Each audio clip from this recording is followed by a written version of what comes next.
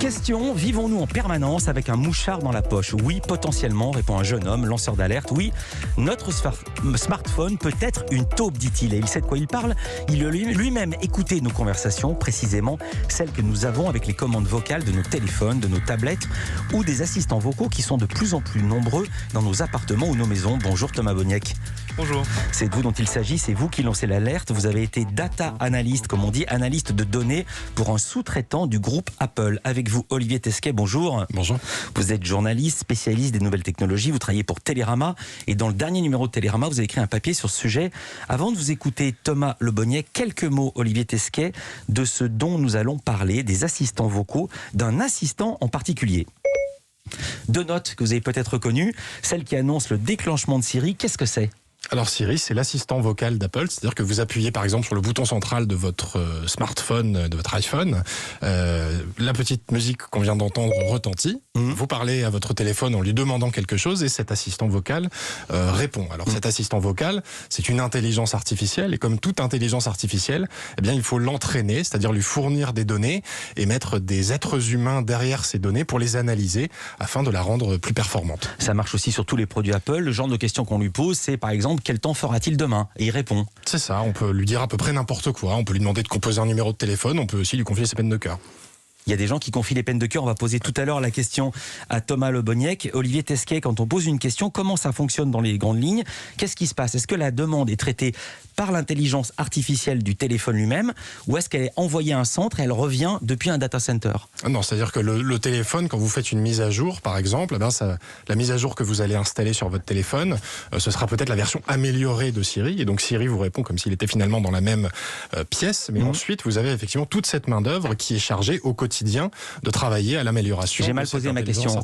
Quand on demande à Siri à quelle heure est le prochain train pour Orléans, est-ce que c'est l'ordinateur, votre téléphone qui répond ou est-ce que c'est envoyé à un data center et l'information revient du data center ? C'est le téléphone qui répond. Thomas Le Boniek, Siri, c'est une intelligence artificielle qu'il faut nourrir, entraîner, et c'est là que vous êtes intervenu. Vous étiez employé par un sous-traitant d'Apple en Irlande. On va planter le décor d'abord. Quelles étaient vos conditions de travail ?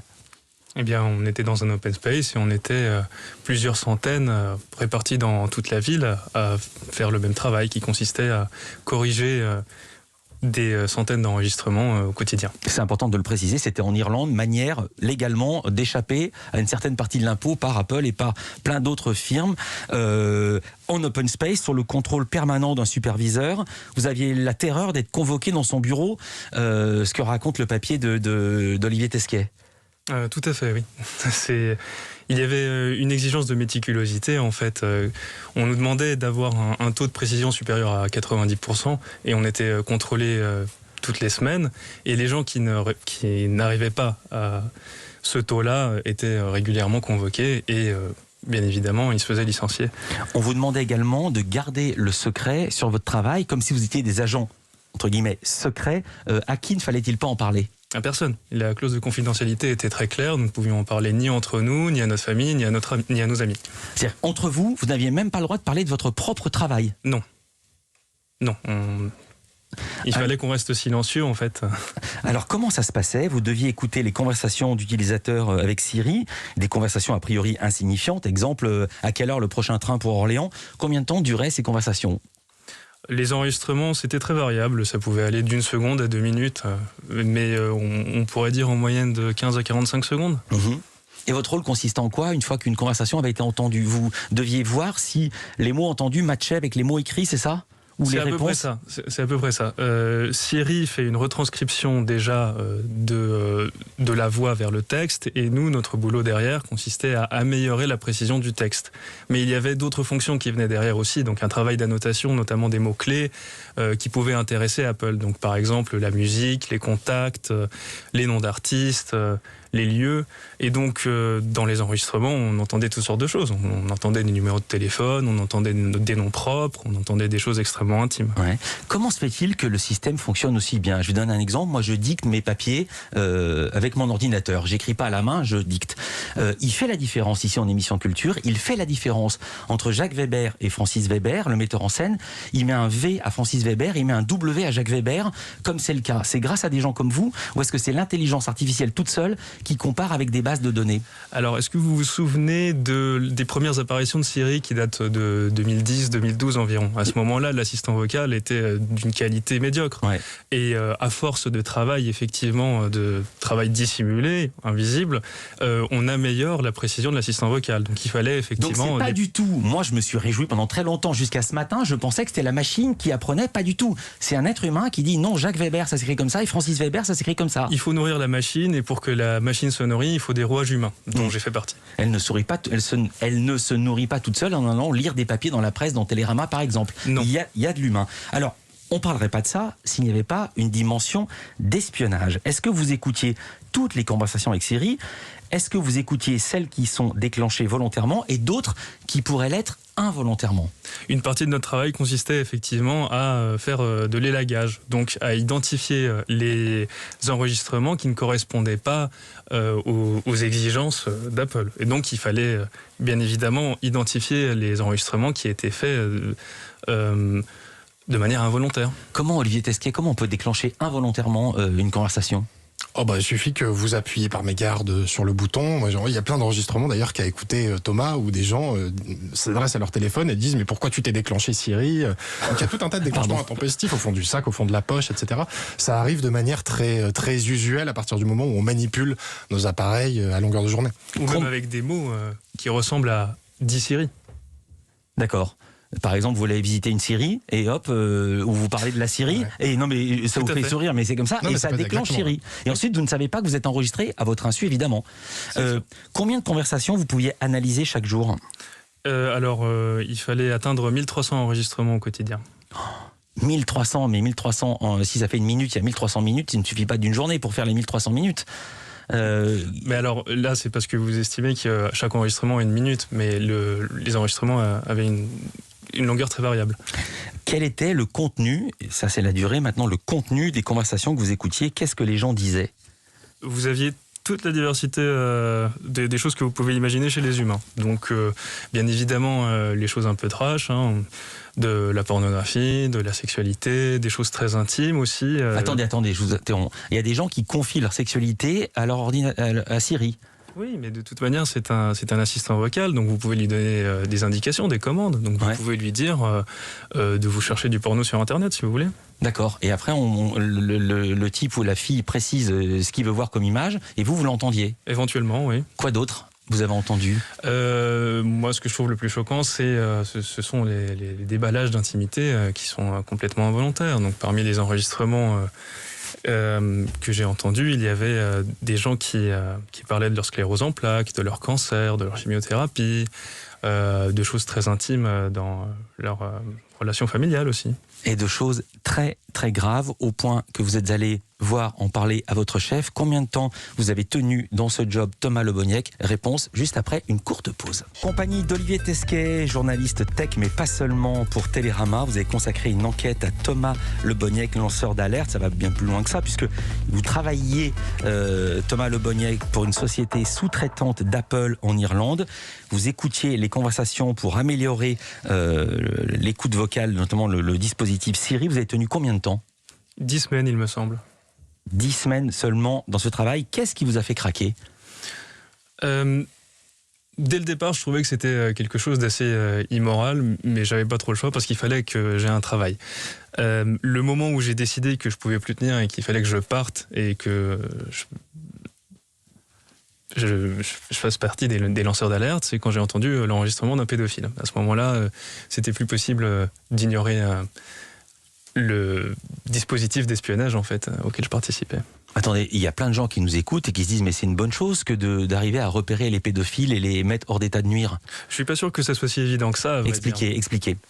Eh bien, vous avez un système de surveillance de masse qui est géré par une corporation privée.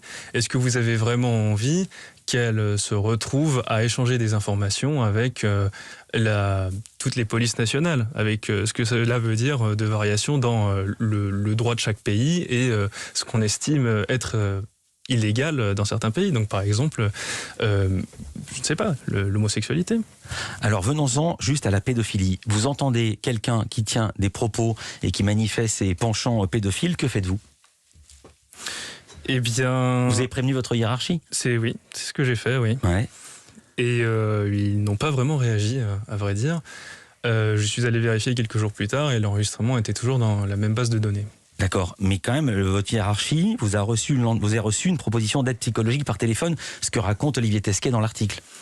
Oui, mais le moins qu'on puisse dire, c'est que c'était un peu léger, parce qu'il s'agissait d'appeler une sorte d'hotline d'aide psychologique qui fonctionnait au tri. À vrai dire, je crois que leur objectif principal était de déterminer si j'étais suicidaire ou non, et s'il fallait me proposer de l'aide tout de suite. Et puis ensuite, ils m'ont fait attendre plusieurs jours pour me proposer un rendez-vous avec un psychologue. Mais à ce moment-là, ma décision était déjà prise et j'avais décidé de résoudre la question moi-même. Est-ce que vous savez si la société pour laquelle vous travailliez à l'époque avait saisi la justice suite à ces propos pédophiles ? Non, je ne sais pas. Et est-ce que d'autres employés ont vécu la même chose que vous ? Est-ce que d'autres employés, d'autres collègues ont entendu des propos pédophiles ? Je ne sais pas, mais il y a quantité de témoignages de personnes qui ont fait le même travail que moi et qui racontent avoir entendu des situations... Mais vous-même, vous avez respecté cette interdiction de parler de vos expériences avec vos collègues ? Eh bien, c'est jamais aussi simple que ça. Je sens que j'ai posé une mauvaise question, donc une bonne question.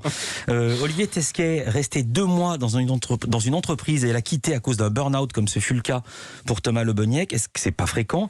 Est-ce que ça l'est pour ce type de société sous-traitante ? Est-ce que ça arrive souvent ? Est-ce que le cas de Thomas Le Boniec est isolé ? C'est pas isolé du tout, parce que pour l'article, j'ai sollicité une sociologue américaine qui s'appelle Sarah T. Roberts. Elle travaille sur les modérateurs des grandes plateformes depuis assez longtemps. Elle étudie ce milieu-là depuis des années et elle me disait qu'en fait, le modèle économique de ces entreprises, qui sont très souvent des sous-traitants avec des noms complètement anonymes, on dirait des caricatures de films de science-fiction. L'entreprise pour laquelle travaillait Thomas s'appelle Globetech. Donc on imagine un truc, c'est un Robocop, quoi. Ouais. Et elle me disait, le modèle économique de ces entreprises, c'est le burn-out. Donc il y a un turnover très très important où vous essorez des salariés qui développent en plus un certain nombre de pathologies chez les modérateurs, mais chez les petites oreilles, comme je les appelle, tel que le faisait Thomas. On trouve des syndromes de stress post-traumatique, exactement comme les vétérans qui sont allés à la guerre. On trouve des phénomènes de désocialisation, d'alcoolisme, de toxicomanie, enfin tout un tas de problèmes personnels liés à un travail qui est à la fois invisible et éreintant psychologiquement. Thomas Le Boniec, est-ce que les choses ont changé ? Ce que vous racontiez date d'il y a presque 2 ans, c'était en avril-mai 2019, je le rappelle. Et là maintenant, si on déclenche Siri, est-ce qu'on peut être entendu, traité, analysé de la même façon qu'auparavant par Apple ? Oui, il y a quelques changements cosmétiques. Lesquels ? Et marginaux. Apple a décidé de se passer de sous-traitant. Ils ont décidé qu'ils allaient effacer apparemment les numéros de téléphone et les noms en particulier des enregistrements. En gros, les noircir au moment du traitement. Mais bon, et surtout, ils ont décidé qu'ils allaient en faire un opt-in, c'est-à-dire que les gens devaient devaient faire une manipulation sur leur téléphone pour dire oui, je veux bien participer à ces enregistrements-là. On accepte, comme quand on appelle la SNCF et qu'ils disent cette conversation peut être enregistrée et si vous souhaitez qu'elle ne soit pas enregistrée, appuyez sur 2 ou 3 ou 4, c'est ça ce que vous appelez un opt-in. Non, c'est l'inverse, là vous êtes en train de décrire l'opt-out. D'accord, merci de l'avoir précisé, je viens d'apprendre 2 mots. Un opt-in, c'est lorsque vous dites oui, je veux bien être enregistré. D'accord. Il n'empêche que déjà ces enregistrements-là et ce programme existent depuis très très longtemps, donc ils ont traité des centaines de millions d'enregistrements, pas uniquement en France mais en Europe et dans le monde entier, avec tout un tas de langues, donc ça concerne l'ensemble de la population mondiale. Donc ça ne suffit pas en fait à les exonérer. Vous parlez d'Europe, la situation, dites-vous, n'a pas suffisamment changé, c'est ce qui vous a poussé à écrire aux autorités européennes l'an dernier, c'était en mai 2020, vous l'avez fait en révélant votre nom, je vous cite, « Je vous écris pour vous informer de la violation massive de la vie privée de millions de citoyens dont j'ai été témoin lorsque je travaillais pour Apple. Quelle a été la réponse de l'Europe ?»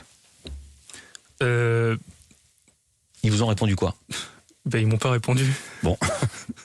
J'ai eu quelques réponses des agences de protection des données, pas toutes, qui m'ont dit en gros c'est pas notre boulot, allez voir chez les Irlandais. Ouais. Et les Irlandais n'ont jamais répondu. Mais pourtant en Europe il y a le RGPD, le règlement général sur la protection des données.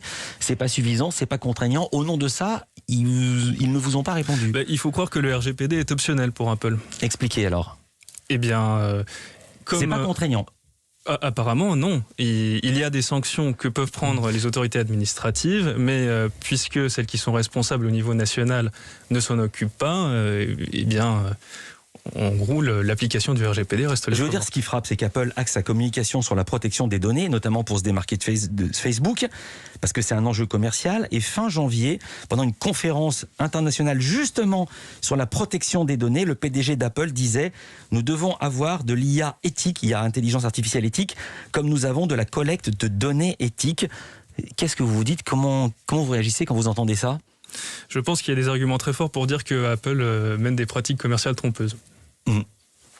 Olivier Tesquet, Siri n'est pas le seul assistant vocal du marché. On parle d'Apple parce que c'est l'exemple cité, mais il y a également ceux des autres géants du numérique, Google, Amazon ou Baidu, c'est en Chine. Est-ce que vous savez s'ils pratiquent ce que Thomas Boniek dénonce, à savoir l'enregistrement des conversations ou de bribes de conversations, selon votre enquête ? Alors toutes les grandes entreprises numériques font exactement la même chose, parce qu'elles ont toutes effectivement leurs assistants vocaux maison. La même chose, mais de la même manière ? Et elles le pratiquent de la même manière, parce que de toute façon, pour entraîner une intelligence artificielle et faire en sorte qu'elle soit plus efficace pour répondre à une requête, vous êtes obligé de l'entraîner. Et le seul moyen de l'entraîner, c'est effectivement d'avoir des oreilles humaines qui sont capables de mettre un V ou un W à Jacques Weber, par exemple. Voilà, donc tous les gens qui ont un Samsung et qui ont un Huawei, qui se disent « Ah, c'est cool, j'ai pas du matériel Apple », c'est pareil pour vous. Thomas Le Boniek, professionnellement, que faites-vous désormais aujourd'hui ? Je suis au chômage.